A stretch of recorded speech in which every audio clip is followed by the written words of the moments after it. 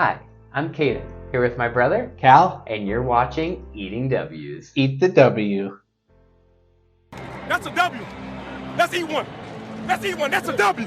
On today's episode of Eating W's, we have our NFL Week 3 predictions. But before we jump into those, just a quick little update on Cal and I's head-to-head pick'em game. I had a pretty rough week, and Callan had a very good week. I put up 6 more points, and Callan put up 11 points on its total, giving us a total of me with 14 and Callan with 20. So he is kind of running away with it earlier in the season. I better find a way to flip things around fast, or else it could get ugly. Last 2 years, I've been on the comeback trail, so it's nice to be ahead for once. Maybe it's the place to be, is playing from behind. We'll have to see. But we'll also have to see if I can start closing the gap there with these predictions, starting with our Thursday night football game of the New York Giants heading to San Francisco to take on the 49ers.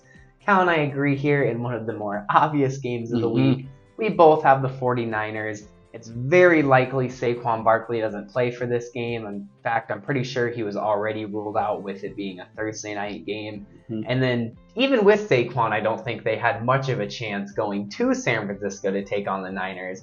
But especially without Saquon, I don't think Matt Breida is going to be able to get more than like 30 yards, depending on how many rushes they give him against this stout 49ers defense. And I sure don't think Daniel Jones is going to do much better.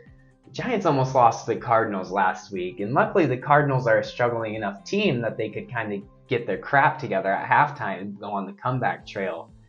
You're not going to be able to do that against the 49ers. If you get behind, you're going to stay behind. I feel like that's what's going to happen here. Yeah, this is should be an easy win for the 49ers. There's not many of those in the NFL, but the way the Giants have played the first 2 weeks, they are showing that they're not one of the top teams in the NFL.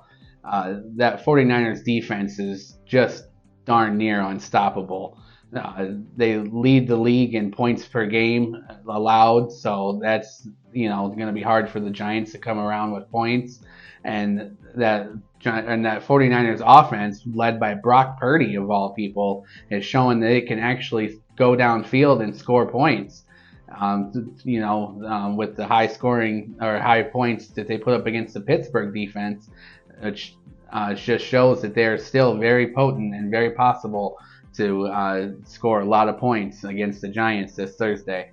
Definitely. I think it might be more literally ran by Christian McCaffrey, but to each their own. If you want to say Brock Purdy's running that offense. Hey, he started like 9 for 9 last week. He did. And a touchdown. It's not too hard to do on that offense. It's not. I'll give it to him. He does it. He's doing it well, though. Next up, we got the New Orleans Saints heading to Green Bay to take on the Packers, and Cal and I agree again, but in a little bit of a shocking twist, we agree on the New Orleans Saints. Now, I got the Saints in this one because the Packers just didn't look that good on defense of all things last week. And in a team against the Saints, they're going to have a really good defense too. So it's going to be a low-scoring affair here in my eyes, but I think the Saints do come out on top because the last 2 weeks in a row, they have been able to come out on top in low-scoring affairs. So they've shown that they can really rely on the defense, or I should say the defense can carry the offense to a win in these low-scoring games. Maybe even the kicker kind of carrying the offense to a win with the amount of field goals he's been kicking in these low-scoring games. And I think we get another one of those here, and the Saints come out on top on the road. Unfortunately, I have to agree with the way the Packers defense played last week. I don't think that the Saints are going, or I don't think the Packers are going to be able to stop the Saints.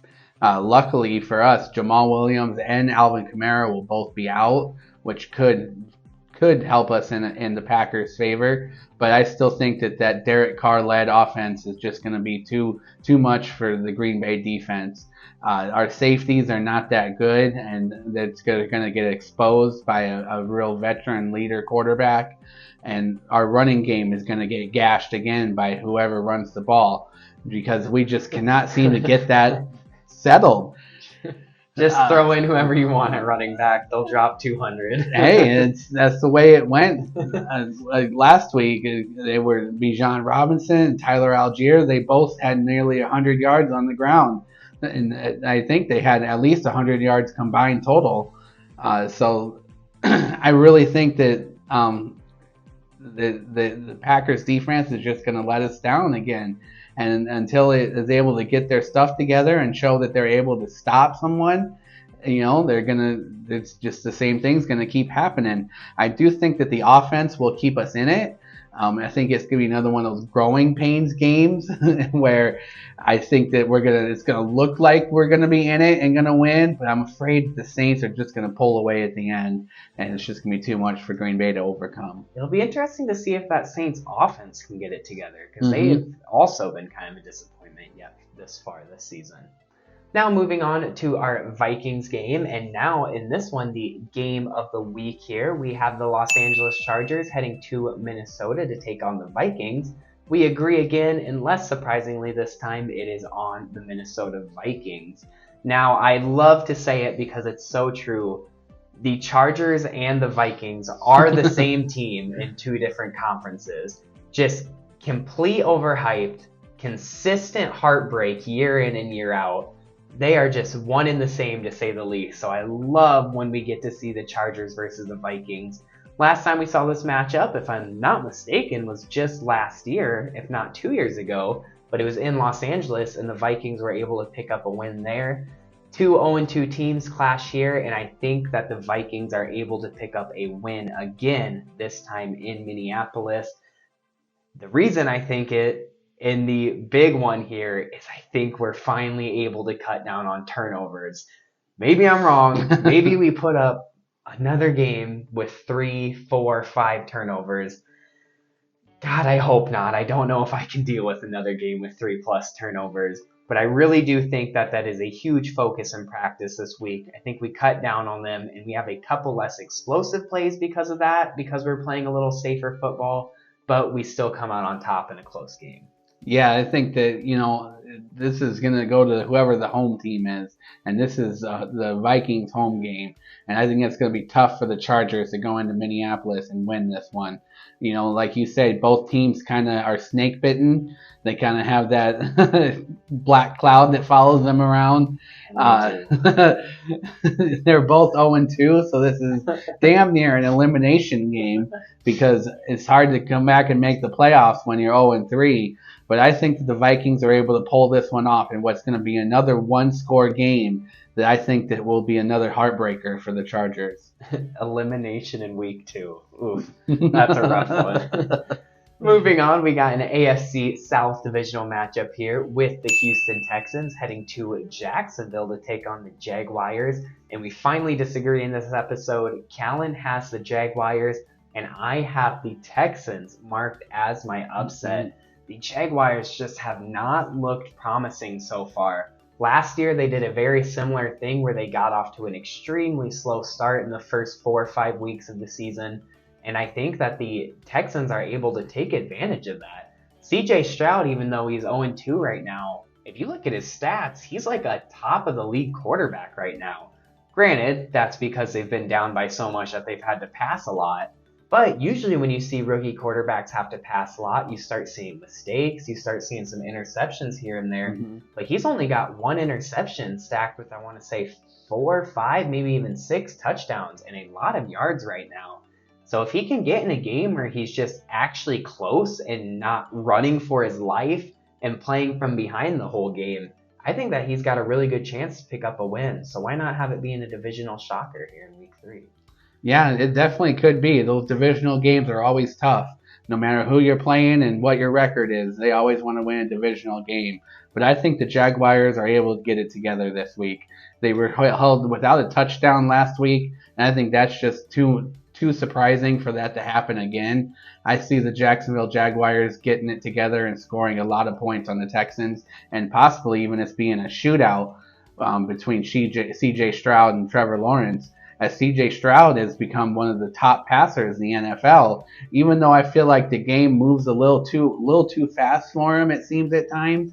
But the way that the Houston offense is running, they're doing really a pass-heavy offense, and they have 3 receivers in the top 35 of top receivers right now, with Tank Dell, Nico Collins, and Robert Woods. So they definitely are a high-flying offense that are able to score points. So I expect this to be a shootout.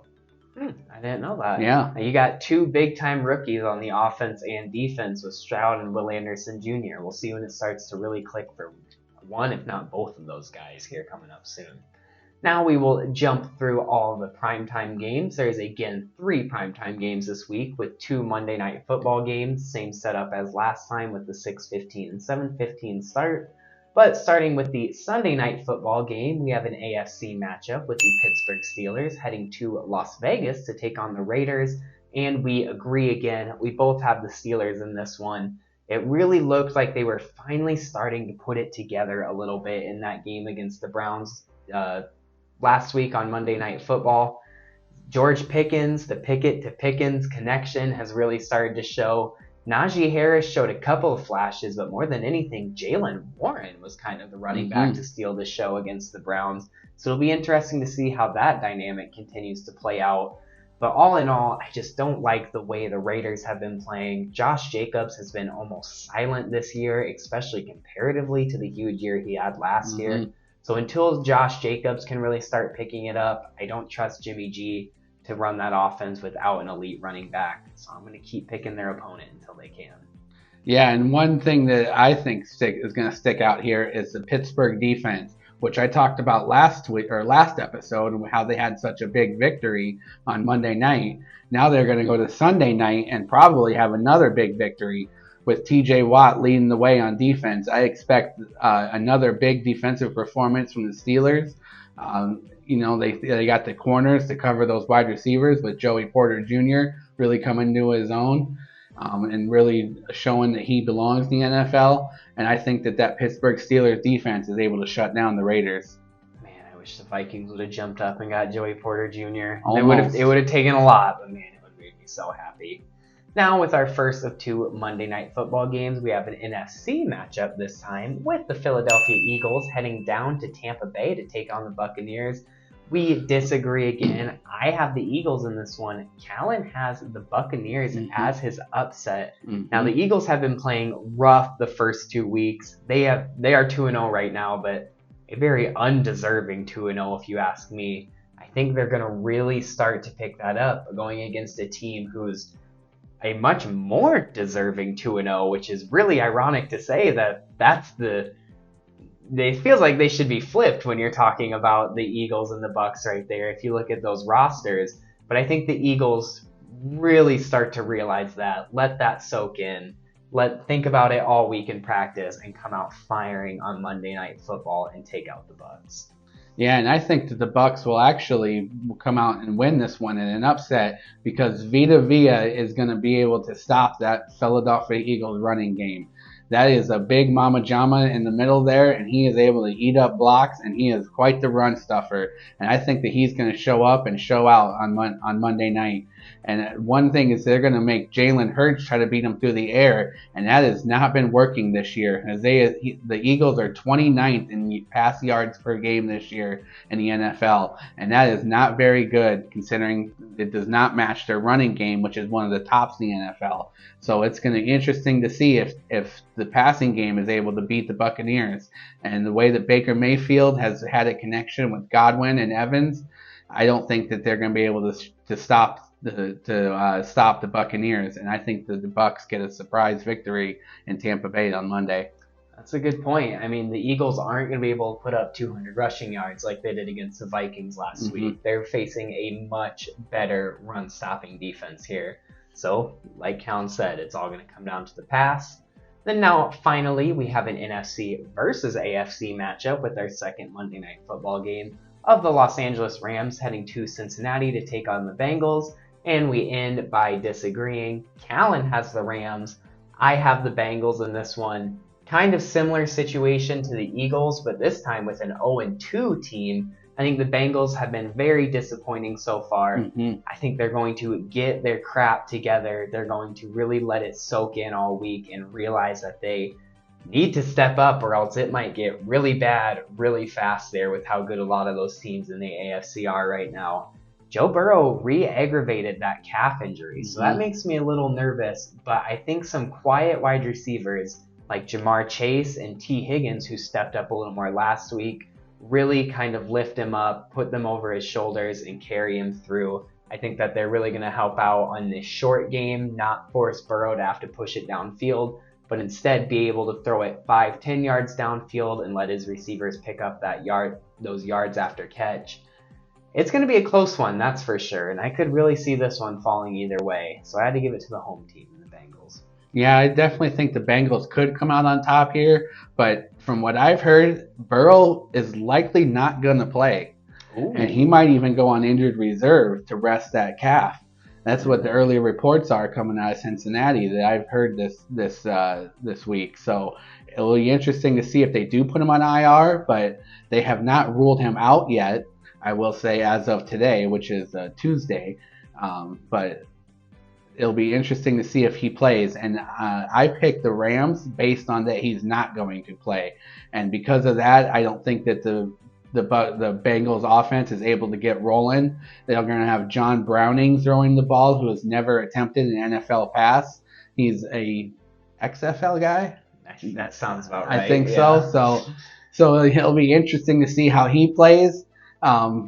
If Burrow doesn't play, and even if Burrow plays, he won't be 100%. And I think that Aaron Donald and that Rams defense is going to be too much for the Bengals to overcome. You know what? I'll be honest. I did not know that. I did not know. I knew Joe Burrow re-aggravated his injury, but I thought he was going to play. But screw it. I'm keeping the Bengals. Who'd you say? Is it Jake Browning? Jake. Is that what you meant? Is it I think John? It's Jake Browning.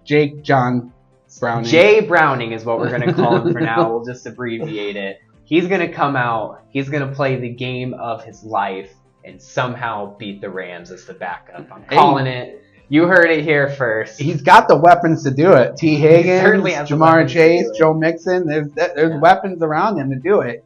It's just if he'll be able to put it together. You can trust us on that take because we don't even know his name. That was our predictions for Week 3 of the 2023 NFL season. Make sure you stay tuned in to next week to hear our predictions for Week 4. But until then, don't forget to eat the W.